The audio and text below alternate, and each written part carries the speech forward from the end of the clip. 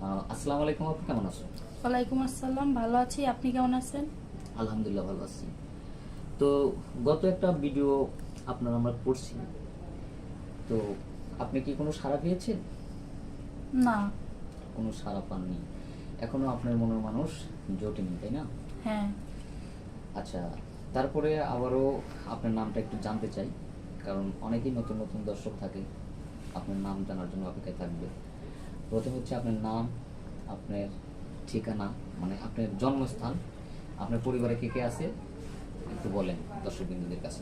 আমার নাম হয়েছে সানজিদা। দেশের বাড়ি হয়েছে রংপুরে। আমার ফ্যামিলিতে আমার মা আছে, বাবা নাই।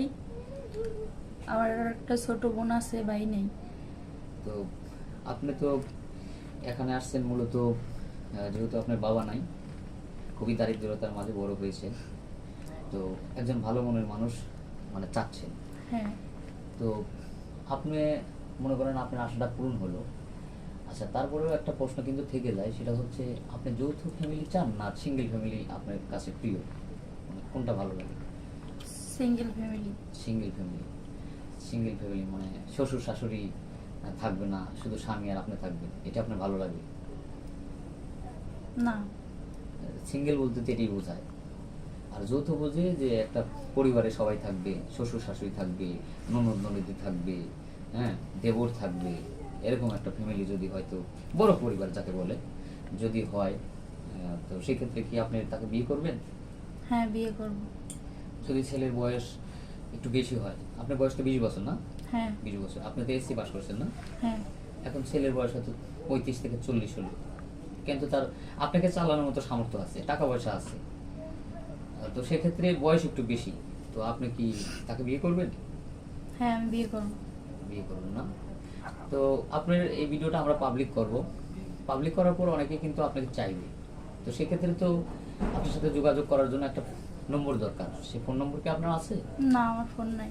ফোন নাই?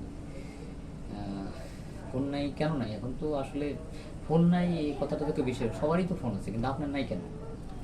ভাইয়া, আমরা হয়েছি গরিব ঘরের মানুষ, ঠিক আছে? ফোন কেমনে চালাবো? যে টাকা দিয়ে ফোন কিনবেন সেই টাকা দিয়ে দেখা যাচ্ছে যে আপনার এক বস্তা চাউল হয়, হ্যাঁ। বা যে টাকা দিয়ে হয়তো মোবাইলে টাকা রিচার্জ করবেন, একজনের সাথে কথা বলবেন, সে টাকা দিয়ে দেখা যাচ্ছে একটা সদাই হয়, একটা বাজার হয়। হ্যাঁ। তো এইসব চিন্তা করেই হয়তো ফোনটা ইউজ করেন না, তাই তো? হ্যাঁ। তো যাই হোক, আমরা আর প্রশ্ন বাড়াবো না। দর্শক বিন্দু, অবশ্যই আপনারা বুঝতে পারছেন মেয়েটার দারিদ্রতার কথা, তার জীবনের গল্প। আসলে 2-1 মিনিটে তো জীবনের গল্প শেষ করা যায় না, তার জীবনের অনেকগুলি গল্প থেকে যায়, কারণ 20টা বছর পেরিয়ে এসেছে। এই 20 বছরের গল্প তো 2-1 মিনিটে শেষ করা যায় না। পরবর্তীতে অনুষ্ঠানে আমরা আশা করি শুনবো। তো সেই সাথে সবার কাছ থেকে আমি বিদায় নিচ্ছি, বিদায় নিচ্ছে আমার আপু। আপনারা সবাই ভালো থাকবেন, সুস্থ থাকবেন।